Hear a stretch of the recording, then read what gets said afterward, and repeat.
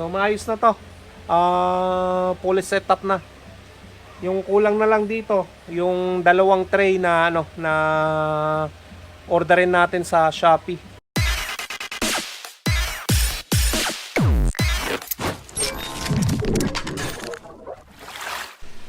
What's up mga Kanoypi? Nagbabalik na naman si Kanoypi for another video. Araw ng linggo. At ang agenda natin ngayon, titignan natin kung mapapagana natin itong incubator ni Sir Norman Soliben na nasa ibang bansa. Bali, kinuha namin ni Rinyan, yung anak ko, nung nakarang araw dyan sa may Anonas.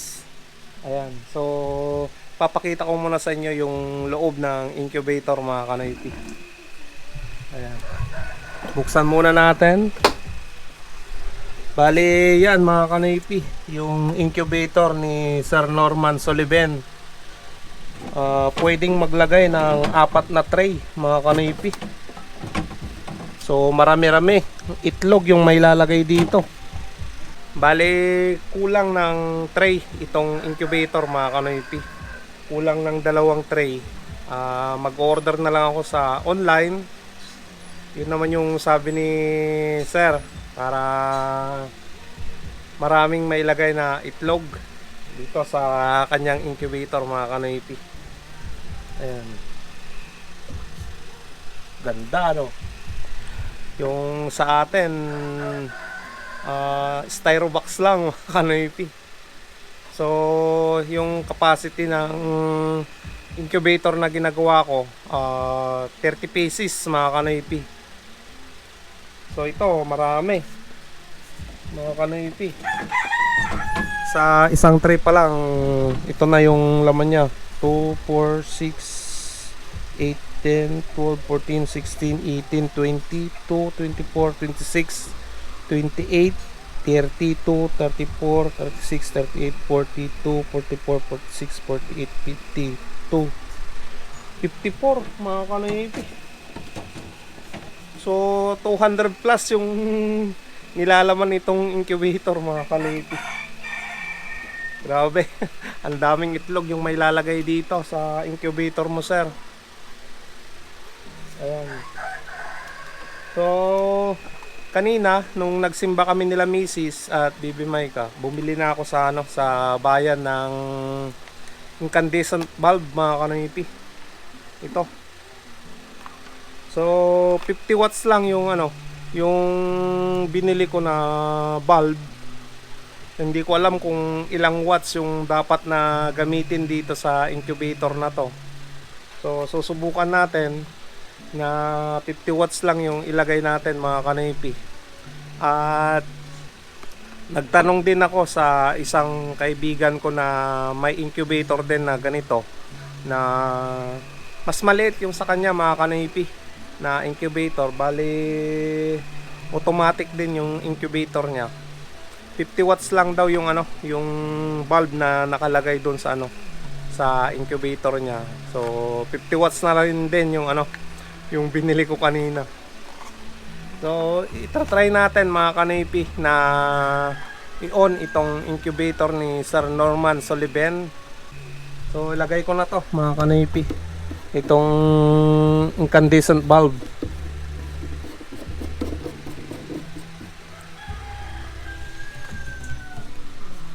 Titignan natin kung kung maayos pa yung kanyang thermostat na nakalagay dito.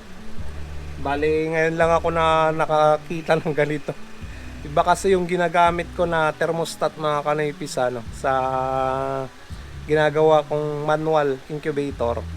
So ito STC 1000 yung thermostat niya. Ayan o. Tapos nandito yung kanyang sensor. Ayan, dito sa baba. So hindi na natin hahawakan. Bali 2 butas pala yung yung nakalagay dito, yung ginawa nila para may singawan yung init dito sa loob ng incubator. 4 pala mga Kanoypi. Apat pala yung nakalagay na butas niya. Bali, isa doon, tatlo dito sa baba, magkabilaan, isa dito sa gilid, sa likod, dito rin sa gilid. Ayan. Tatlong butas yung nakalagay dito sa incubator nila.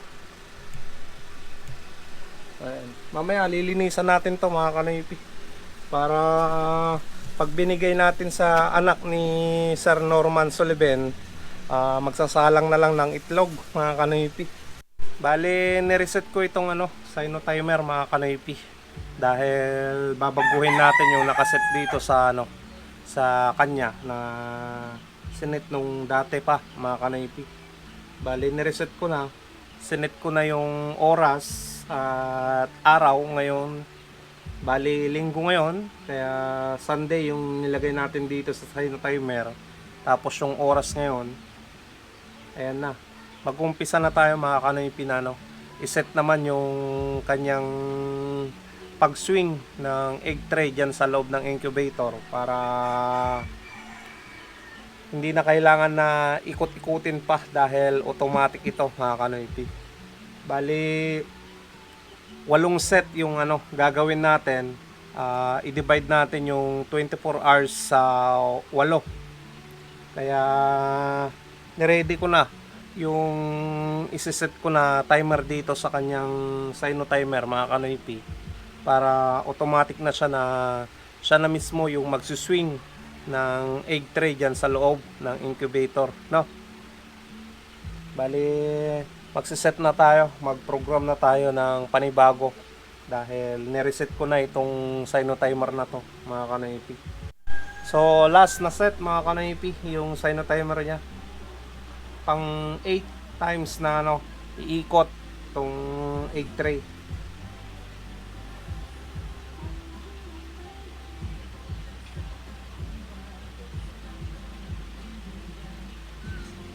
Ayan. Finally, naiset na natin yung Sino timer ng maayos. So dito naman tayo mga kanipis sa kanyang thermostat. Bali, kanina pa na naka-on, hindi siya namamatay. So kailangan baguhin natin yung nakaset dito sa kanyang thermostat mga kanoypi. Maglalagay tayo ng bago nating timer dito, para mamatay yung ilaw, mag-on yung ilaw, automatic na mga kanoypi.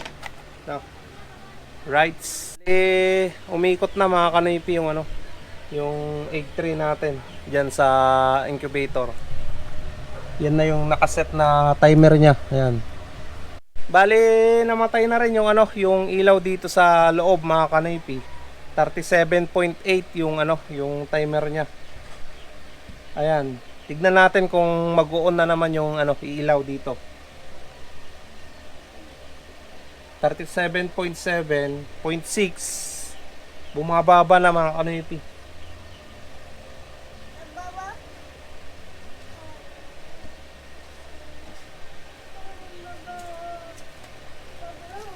$37.5. So tignan natin kung ano yung nakaset dito bago mag-on yung ilaw mga kanoypi. Ayan. Hindi ko pa nababago yan mga kanoypi, hindi ko pa nababago yung timer dito sa thermostat na to. Kung 37.0 mag-on yung ilaw, okay na yan. Hindi na natin babaguhin mga kanoypi. Ayan nga 37.0. Ayos na. Hindi na natin babaguhin mga kanoypi. Ito lang yung Sino timer niya, yung nireset natin. Pero yung ilaw, yung thermostat niya, hindi na mga kanoypi. Tamang tama lang yung 37.8. Mamamatay yung ilaw. 37.0 mag-on yung ilaw. Okay yung nakaset dyan. So, tamang-tama lang mga kanipi yung nabili ko na incandescent lamp na bumbilya. Tama lang yung 50 watts mga kanipi. Ayan. Yung 25 watts, yun naman yung ginagamit ko sa sa incubator na styrobox mga kanipi. Nilinisan ko na lang yan mga kanipi para pagdating ng o-orderin kong egg tray, i-deliver na lang natin sa sa Anunas. Ayan. Linisan ko muna diyan sa loob para para malinis na ibibigay natin doon sa anak ni Sir Norman Sullivan ng nasa ibang bansa. Kalimutan ko kung sang bansa yon mga kanipi. Ayan, kakatapos ko lang nakausap si Sir Norman Sullivan mga kanipi. At nasa London pala siya. So shoutout din kay Sir Nestor Andrada na nasa London. Ayan, si Sir Glenn Zamora, kay Kuya Rodel Andrada, ayan, Magsumbol. Ayan, shoutout sa inyong lahat dyan mga kanoypi. Ayan, order lang tayo ng ng egg tray na kailangan dito sa sa incubator mga kanoypi. Dito na ako sa Shopee na mag-order. 2 piraso lang naman eh. Ayan, mayroon dito mga kanoypi, 295. So yan, ayan, 295 plus shipping fee.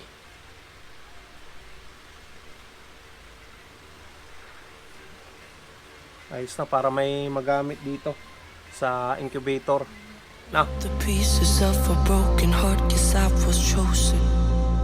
Stitch it back together, better late than never, steady motion. Can't control my fate, but I control all these emotions. I'm not broken, I'm not broken. Already cried my tears enough for an ocean. I've been in the cold rain on my parade. I'm still on my feet, stand tall like a mountain. I am undefeated, made for the game.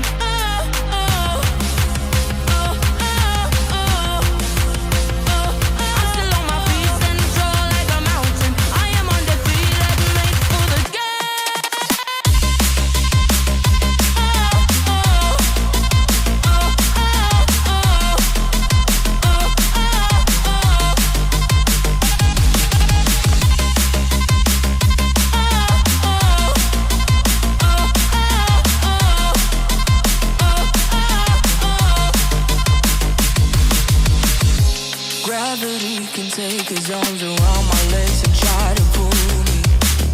I'll still levitate. The greatest gift I got is being this holy.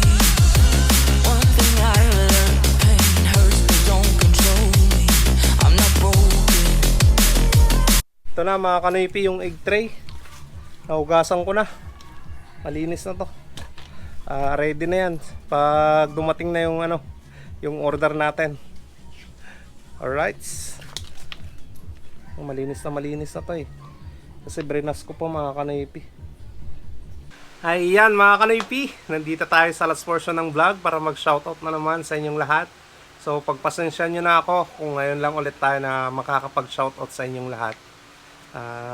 Pasensya mga kanipi, no?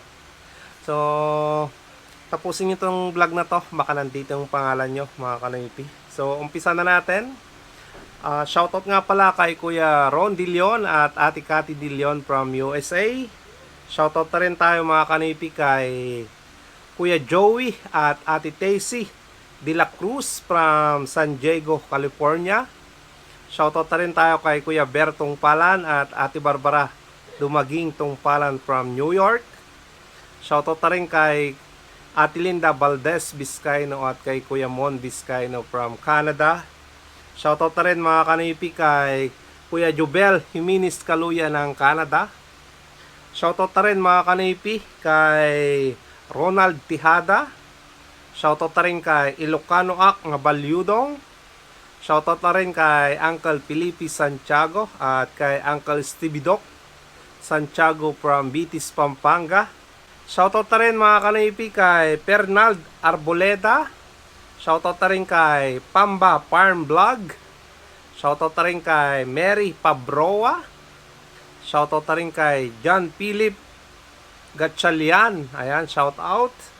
Shoutout na rin kay Robert T. Shoutout na rin mga kanipi kay Ronald Ibaan. Ayan, shoutout kuya.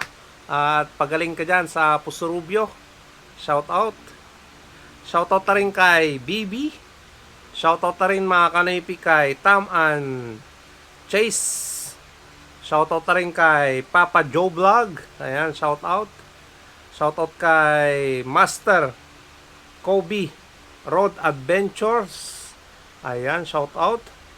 Shoutout na rin kay Dom's Vlog from Tok Company ng Hsinchu, Taiwan. Ayan, shoutout sa inyong lahat. So, yan lang mga kanipi, yung mga na-replyan ni Mrs. kanina dahil siya yung nag-reply sa mga comment nyo. Dahil may ginawa pa ako mga kanipi. So, pasensya muna sa mga hindi ko pa na-replyan na comment.